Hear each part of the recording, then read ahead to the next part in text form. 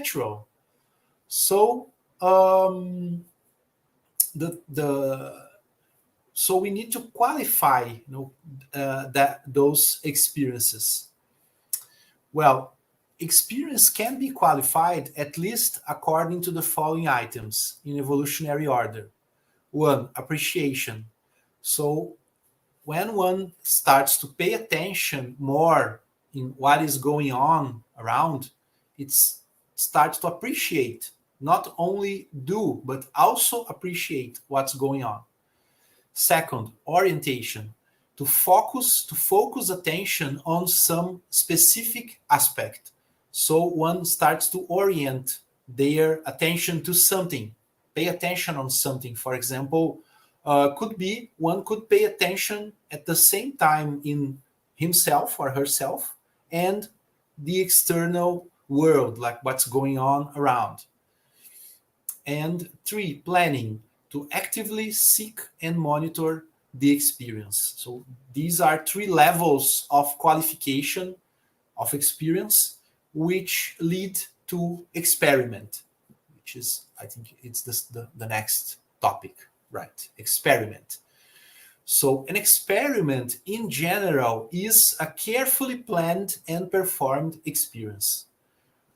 Okay, so the experiment essentially is a kind of experience. Experience is basic. Everything is experience. So experiment is an experience which was planned and performed intentionally.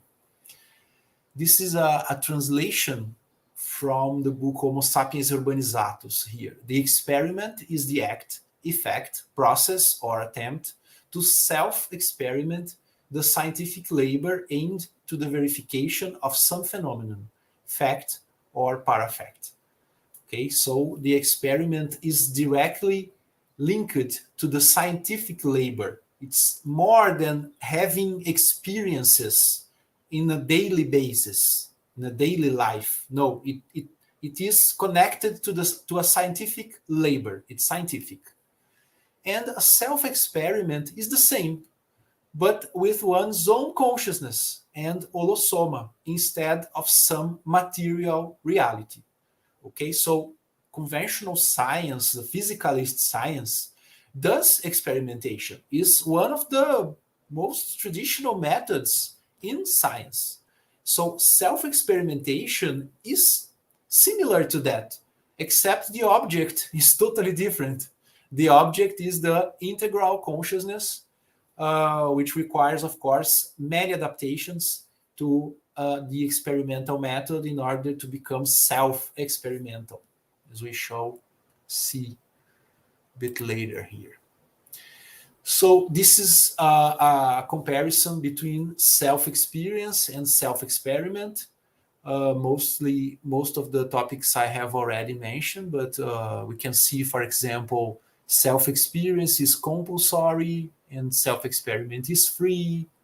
A constant whole and self-experiment is made of variable parts, continuous, discontinuous, and so on. Spontaneous, provoked, fluid, controlled, imposed, deliberate, improvised, technical, unplanned, planned. So we can see here more clear difference between the two notions. Okay, so self-experimentation is the process of doing planned personal experiences, testing the correlation of variables in an exploratory or directed way, in controlled vehicular decoincidence, and with self-evolutionary aim. This is the definition. It has been published in articles, and I will explain the parts of this definition. While a conventional self-experimentation involves only material variables, such as physiological and behavioral, there is actually self-experimentation in conventional science. It's controversial, but it exists. And even some self experiments have received even Nobel Prizes. It's interesting. Conscienciological self-experimentation involves variables taken from the holosoma and the personal traits, while conventional self-experimentation takes variables from matter or material realities.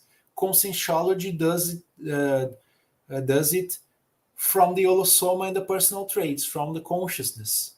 So it's kind of comparable. It's kind of similar.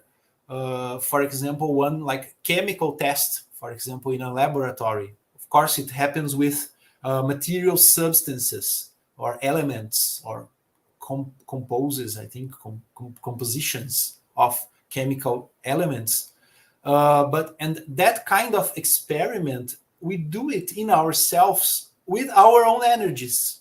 So adapting, changing the reality, the notion of reality, what reality is being dealt.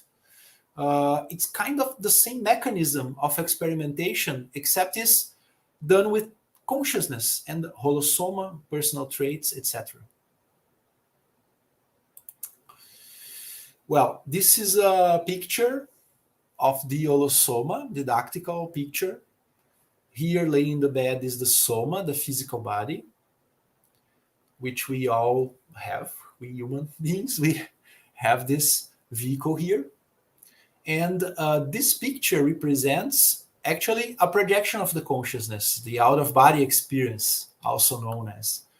So this is the psychosoma, which is a duplicate. It's a double. It's a copy of the physical body. And around the psychosoma, this light around it represents the energosoma, which is the energetic body with which connects the psychosoma with the physical body or soma. It permeates it, like it's inside both vehicles and connecting them. And this ball here, little ball here, is a representation of the mental soma, which is the mental body. And these kind of waves here, they are called golden cord, the connection, like a hypothetical connection. And this is the silver cord, which is actually seen by the projectors traditionally, not only in conscienciology, but in other lines of knowledge as well. So we intraphysical consciousnesses, we human beings, we have these four vehicles, and they are in a state of coincidence when we are awakened. They are in a state of coincidence. They are one inside the other, like the Russian grandmother, that little doll with one inside the other, kind of like that. It's a metaphor. So we can do self experiments with the holosoma, and here are four examples. First, promote this coincidence of the bodies through progressive relaxation, like the girl here is doing, laying in the bed. She's relaxed here, and she can start to feel the energosoma decoinciding, and after the energosoma, the psychosoma. And so she will feel when she's starting to leave the body.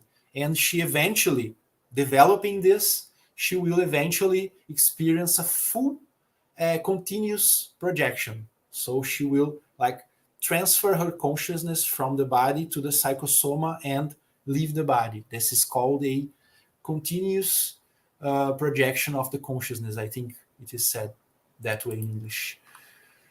So it's a self-experiment through progressive relaxation. 2, observe the effects of physical health or illness in the personal energies.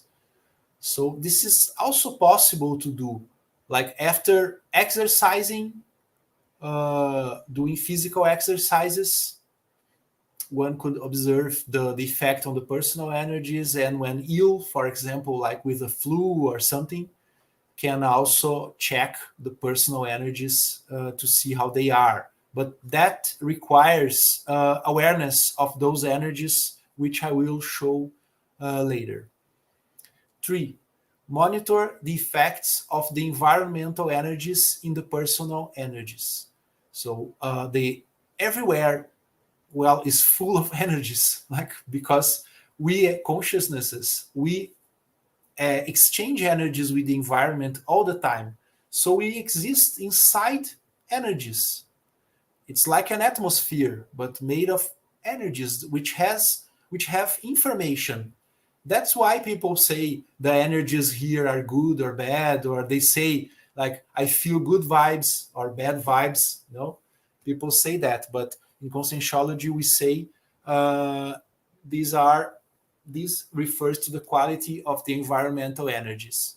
So we can check the effect of those energies in our personal energies. If they, for example, become the same thing as that environmental energies, or they still they stay different, and what happens? Do they get in conflict, like with the environment?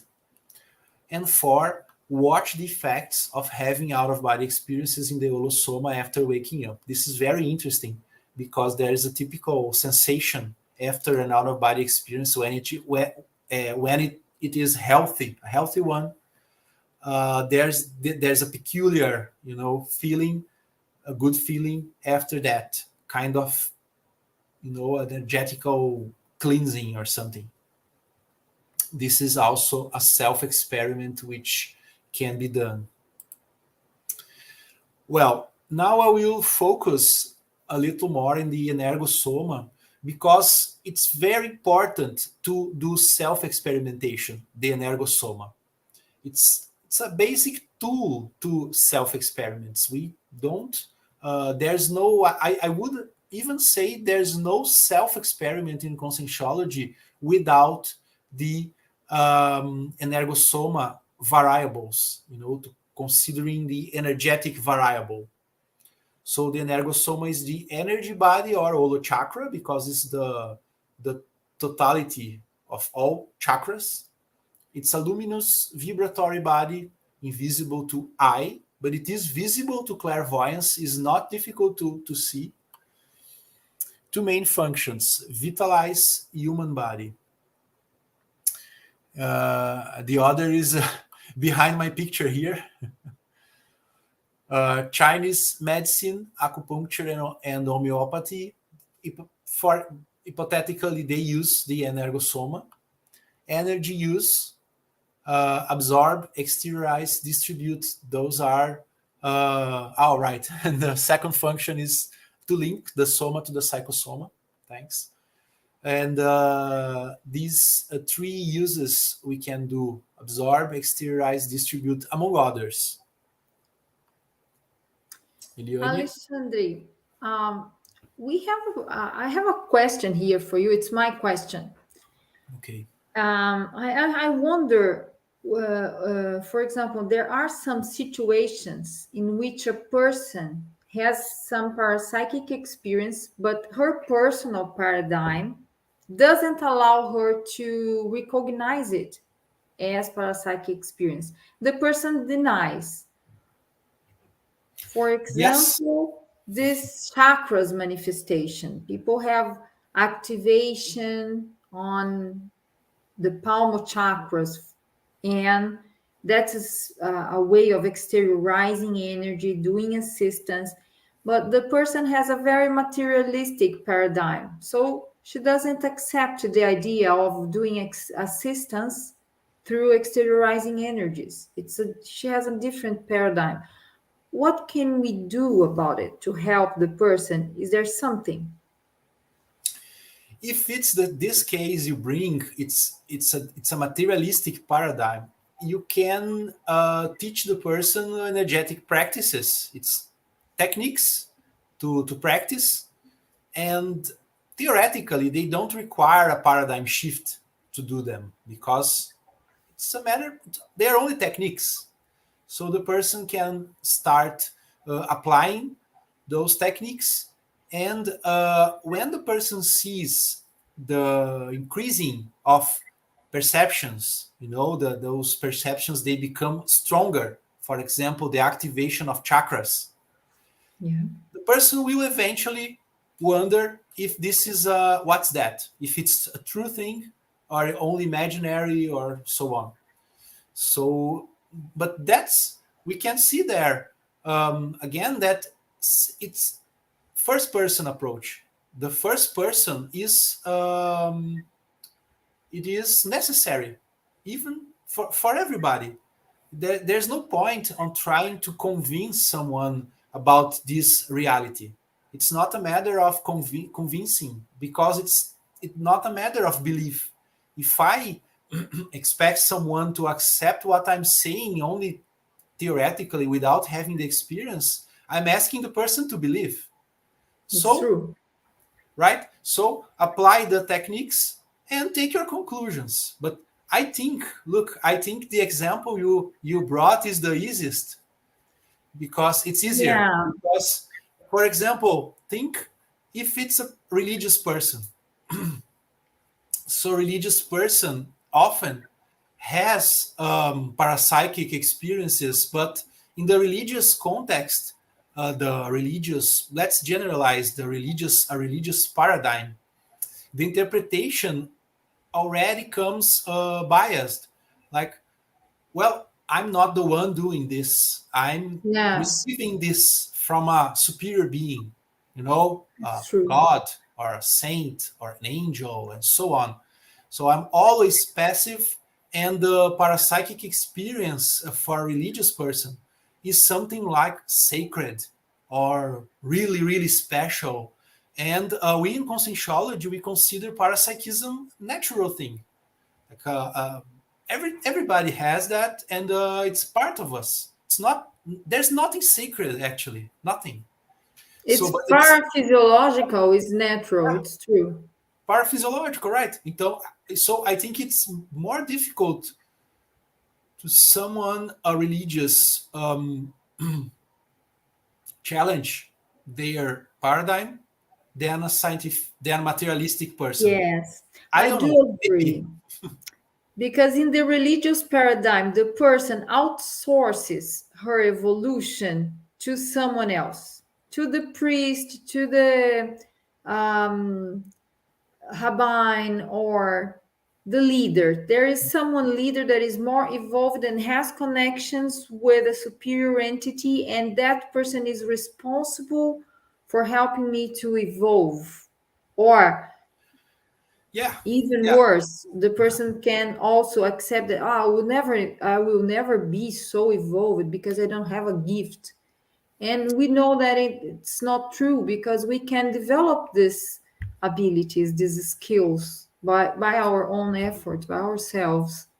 And it's something that is natural. But yeah. well, the point The, is how to, it's very important that the person has his own experiences with life. yeah, there's no other way to shift this paradigm. They need to have personal experiences, and if possible, make self experiments. It's even better to Yeah, test and there is themselves. a concept we call consciential openness. Yeah. Have to be open for that. If we are not open, there is no way. Sometimes the experience required to challenge a paradigm, it's very strong.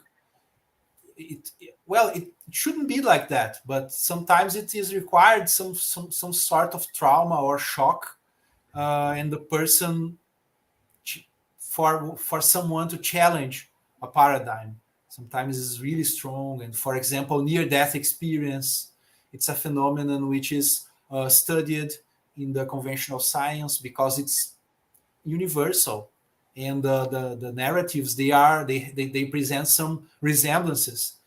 So near-death experiences many times challenge the personal paradigm. They challenge. So it's an example. It's true. Very good. Okay. Thanks, Alexandre. You're welcome. So I'll move on here. Next one, and this picture shows the basic chakra or the main chakras. We call it frontal chakra, coronal chakra, frontal chakra in our forehead, laryngeal chakra in the neck, cardio chakra, umbilical chakra in the belly, sexo chakra, plantar chakras here, palmo chakras, splenical chakras, nuchal chakra. Those are the main chakras, but our energetic body, the Ulu chakra, it is literally made of chakras. So we have really an enormous quantity of chakras. We don't know that, but these here are the main chakras. They are stronger and they are known from many time ago. Okay, so this is a basic technique we apply here in Conscienciology. From the first class we attend, we learn this technique, and it's basic to develop all that, including and especially self-experimentation. So it begins with the circulation of energies. So here we see a representation of energies coming from the head to the feet and coming back, this vertical circulation of energies. And the person accelerate the energies vertically along the body until they are so fast that the person can't accelerate it more, or it can't count it and can't follow the movement of the energies, because the energies become a vibrational state. So this is the goal here, to install a vibrational state. Here is represented by a vibrational state because all the energetic body is vibrating very fast, and these vibrations or these pulses, they happen one on top of the other, and the feeling is like it's vibration all the energetic body. That's why it's called vibrational state, and it is basic energetic maneuver, and it has many utilities.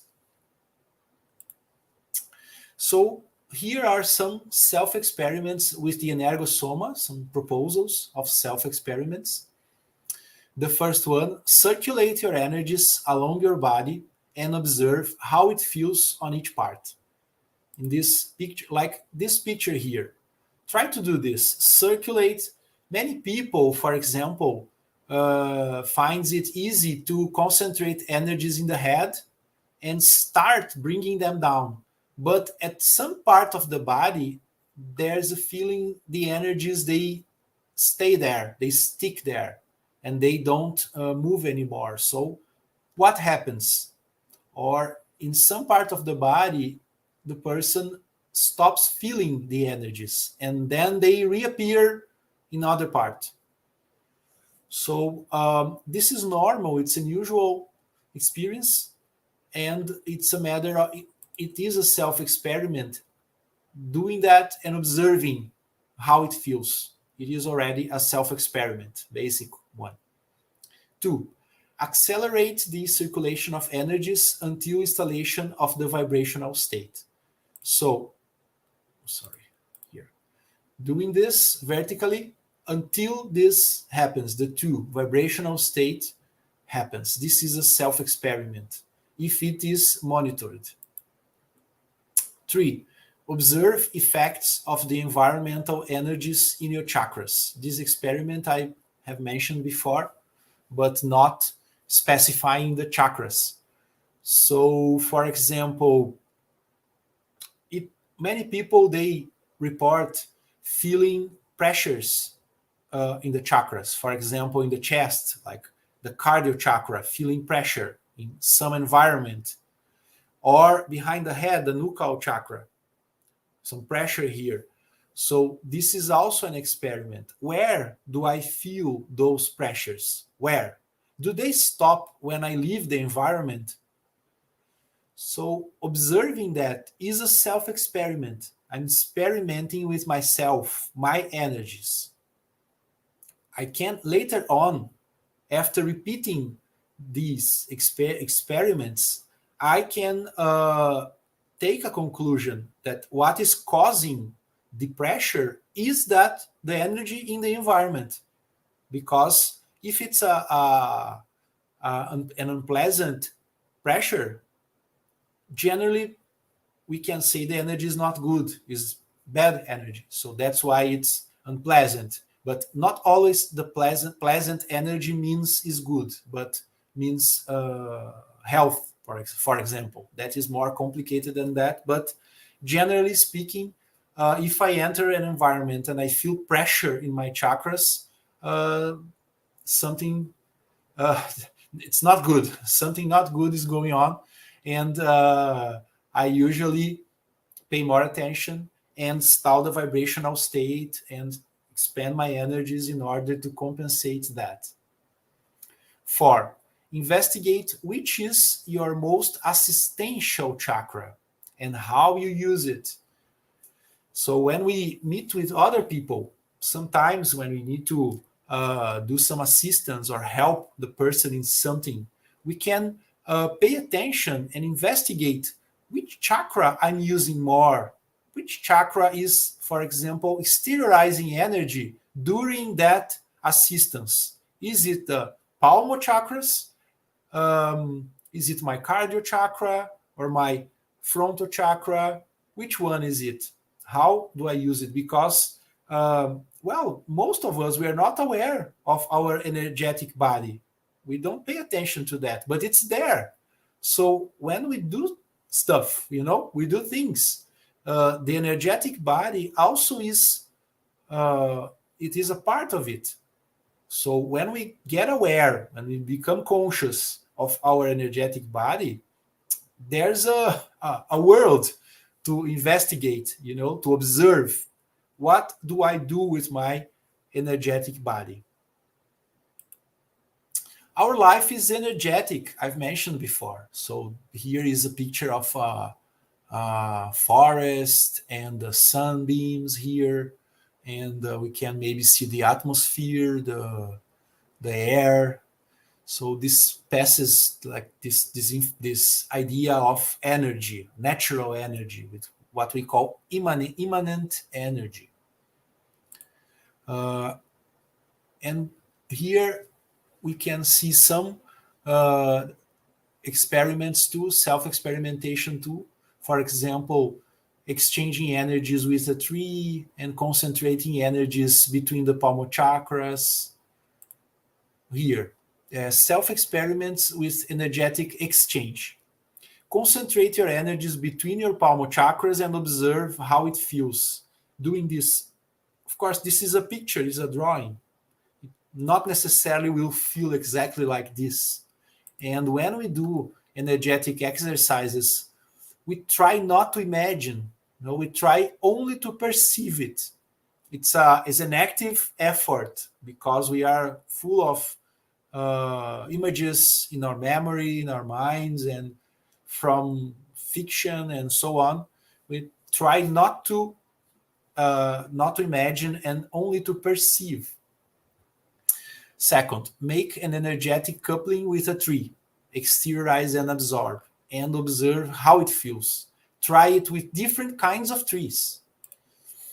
Like what this girl is doing here. She's doing what we call an energetic coupling with a tree. So mixturing energies, exchanging energies with the tree, and observing what happens, because it's very interesting. It's a very interesting experiment to do. Different kinds of trees, they react energetically different. Some trees, the energy involve us, like the energy grows when you exteriorize the energies to the trees. The tree sends it back, but increased. It's one thing that can happen. Other kinds of trees, they don't they don't respond so much. So it's a self experiment. You find out doing it. You need to test that. Third, install the vibrational state while being in different environments. Watch the difficulty variation and reflect about the possible reason. So this is also an experiment which all researchers in conscienciology, maybe I can say all of most of them, they do. Try to install the vibrational state here, the vibrational state here, in many different environments, and feel, for example, the environments where it's more difficult to install the vibrational states, like the energy in the environment is heavier, takes more effort in order to make movement, to move the energies. It feels heavier. And in other places, it's very easy to install the vibrational state. But it's a matter of self-experimentation to find that out.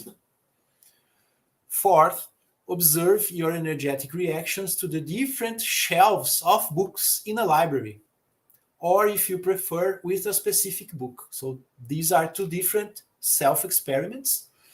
In a library is interesting. You, for example, install the vibrational state and enter the library and walk through the shelves, slowly, and try to perceive where the variations of energies in the different shelves of books. It could come from the books, but it also could come from your affinity to some books or topics, for example. Where do you, in which shelf of books in the library do you feel better? Which shelf of books you don't want to go? Because of the energetic reactions. But with a specific book, it also could be done to sterilize energy in the book and try to perceive what happens. Does it, for example, does it get warm? The temperature changes. Is it a pleasant experience or not pleasant? And so many other variables. So these are some examples. Alexandre, I had an experience once with this that you're talking about. I was doing a course about dictionaries at Holocycle at CIEC Foz do Iguaçu. And the teacher asked us to go to choose some books to energize the shelves. In fact, they are not exactly shelves; they are under big tables, and to choose where we had affinity with the books and where we would have a repulsion of the books, or aversion to those books. And I had a version with a dictionary about football. Okay. Or soccer, Brazilian football or soccer.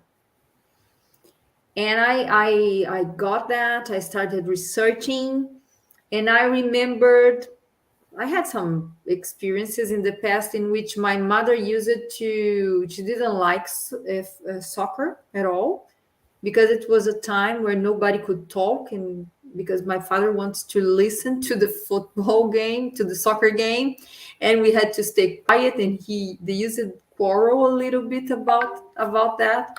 And so I started developing some negativity against soccer. And the teacher explained me the importance of this sport in the world, even to reurbanization of consciousnesses. And so I started cleaning up my feeling on soccer. This is just an example to mention that we can have a new view over things that use it to be negative. So That's I wanted to mention that to you. Yeah, And I have two questions here. I don't know. Can I ask them now? sure, sure. Go on. Okay, then. So one, it's from Claudia Adeli. Alexandre, what is the difference in terms of results between doing vibrational state and other techniques, such as acupuncture? Okay. I don't know what other techniques you mean, so I will answer straight to acupuncture. First, the vibrational state is installed by the will.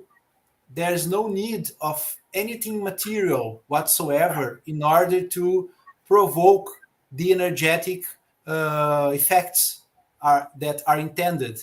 So vibrational state doesn't create dependence on anybody because it's in your own power to do the vibrational state whenever you want if you learn how to do it.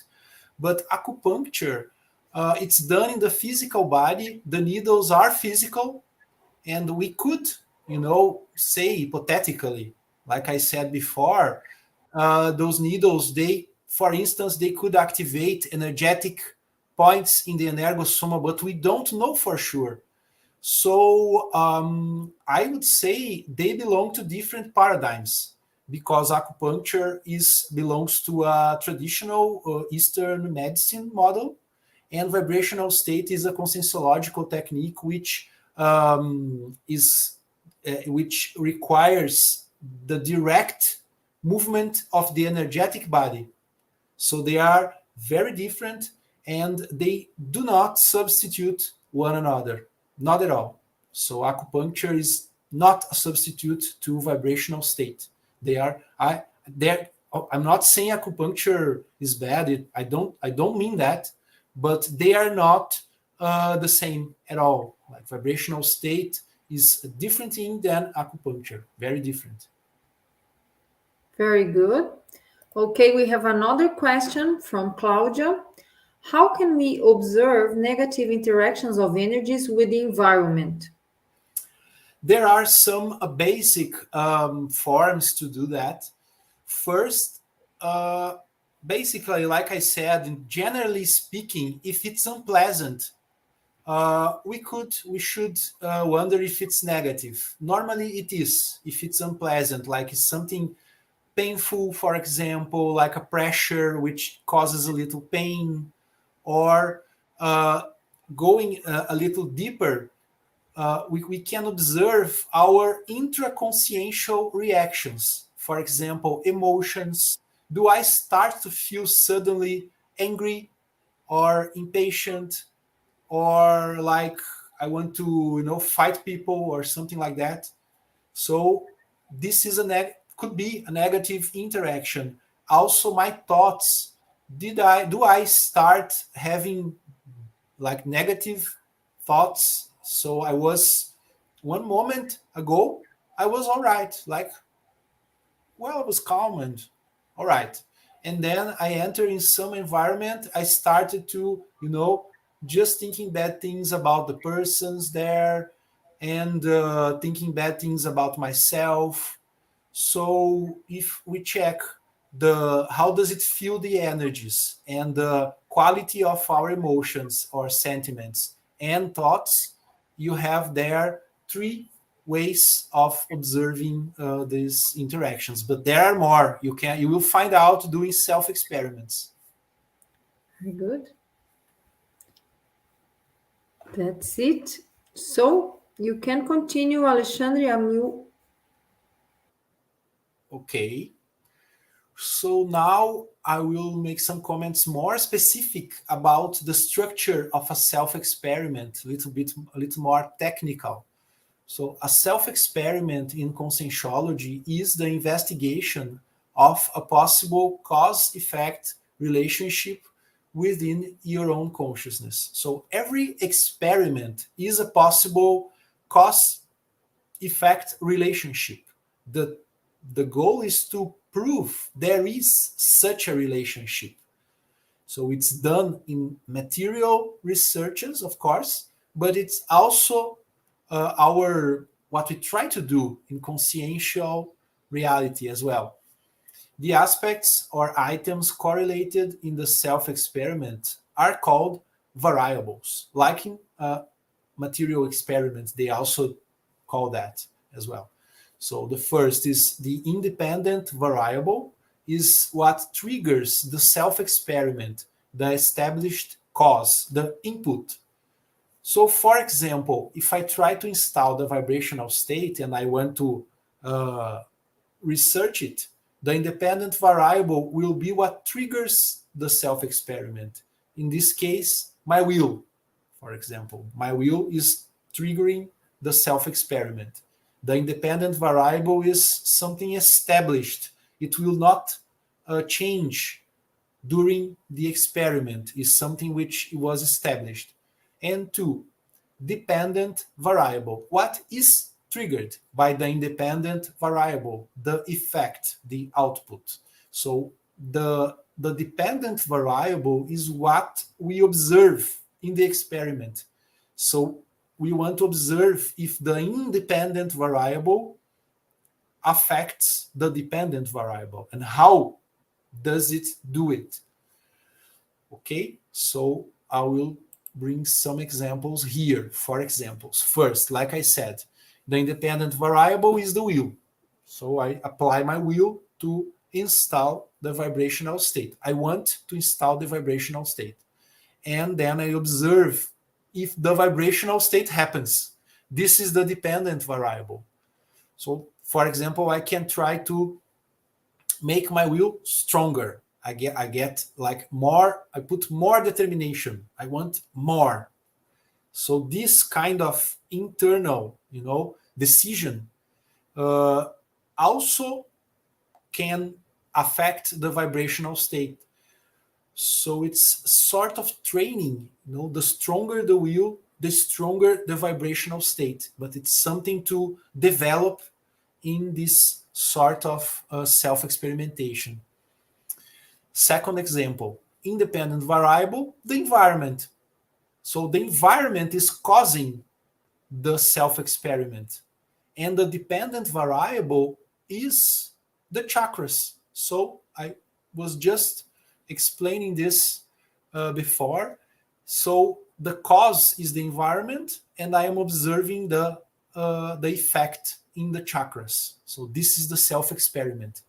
Third, the quality of intention and the dependent variable, the umbilical chakra. This is something interesting because the umbilical chakra is one of the chakras most usually people have it blocked.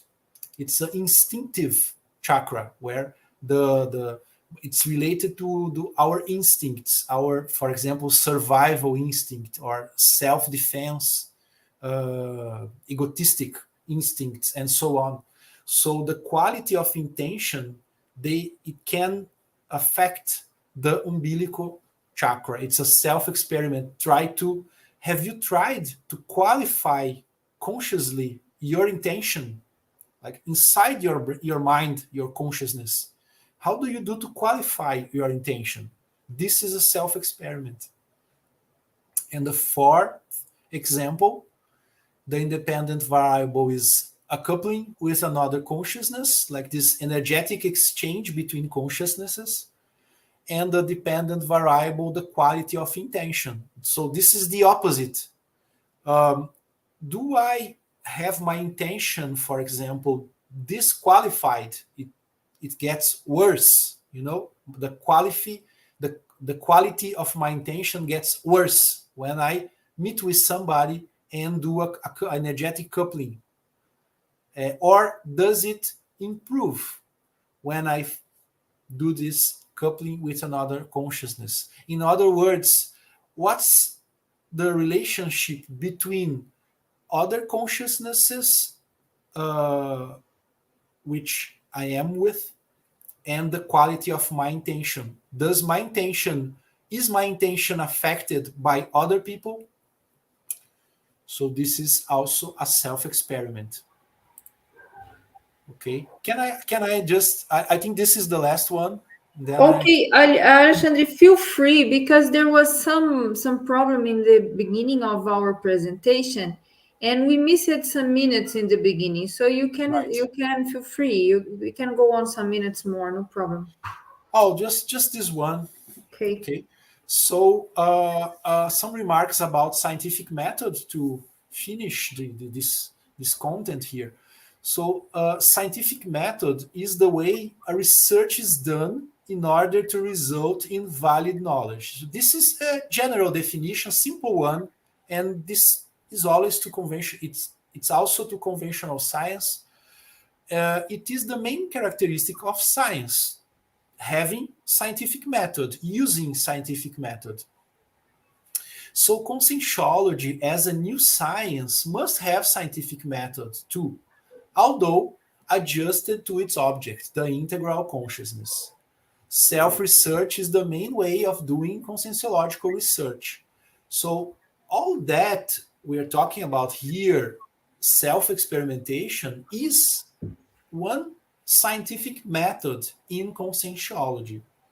I sustain it is the basic scientific method of conscienciology because it comes first. It's the more basic. It is in the basis, the foundation of conscientiology, self-experimentation, and after this come others, but they are more sophisticated and they require self-experimentation. I think there's one more. Yeah. Very good. Method of self-experimentation. The method of conscienciological self-experimentation is the organization and systematization of personal experiences according to the relationship between variables. So it's a way to summarize all that we were seeing just a few moments ago. If personal experiences are treated as self experiments and are registered as so, the conclusions taken can be demonstrated. So, this is the main importance because I can have a personal experience and it's good for me, it helps me, but I don't treat it as a self experiment, I don't register it. So, the result is only for me, for myself. But if I do this, I register that as a self experiment, others could try to do the same, and it becomes knowledge to be accumulated by conscientiology. So the difference is self experimentation is a systematization, it's an organization of personal experience. If some knowledge was obtained with method, being itself experimental, it can be reproduced in principle. And that is how scientific knowledge is developed, even though related to the extra physical. So that's a way to explain how uh, how can conscientiology be a science if it's not materialistic? So the object of conscientiology is not material, is immaterial. But through self-experimentation is possible to work scientifically or methodically and to obtain scientific knowledge about this particular object. Is the integral consciousness, which is extra physical, multidimensional, so on. So these are some basic bibliographical references here. They still we are still mostly in Portuguese. If with time we wish to also publish in English about that topic. So this is it. Very good, Alexandre. Very good. Thank you very much. And what I can mention is that everything that is intraconsciential is subjective, it's not objective for the others. However, if we register that, if we make it that our self-research, technically speaking, with records or worksheets or other devices that we can use, as you mentioned, we can become that a knowledge for others to know and to get benefit from that information. And what we can see is that sometimes what we feel intraconscientiously, other people also feel or also felt.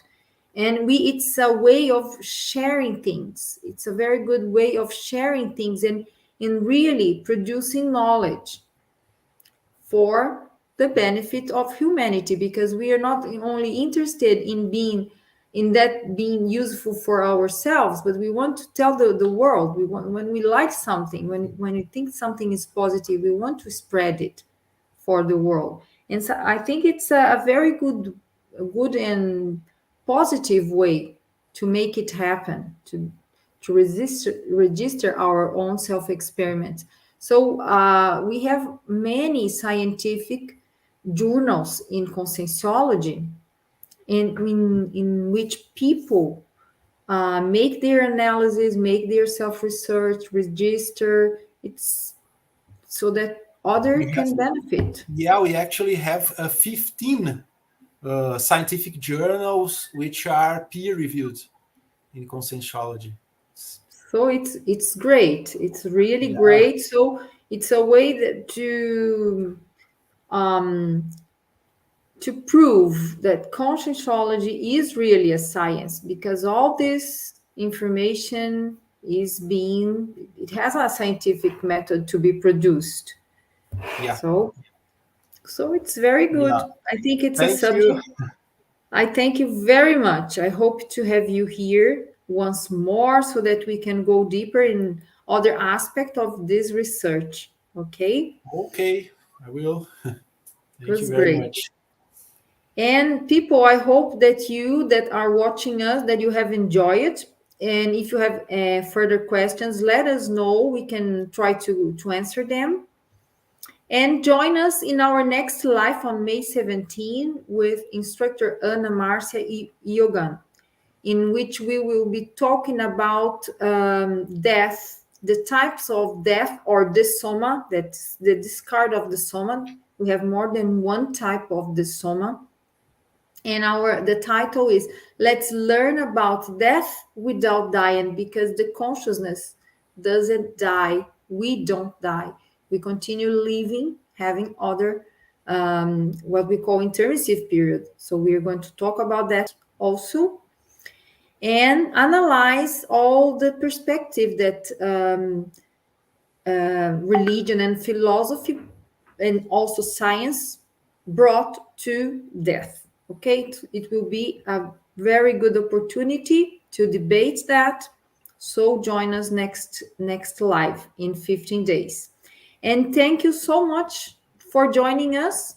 Subscribe in our channel, give your like, and happy evolutionary journey to everyone. Okay.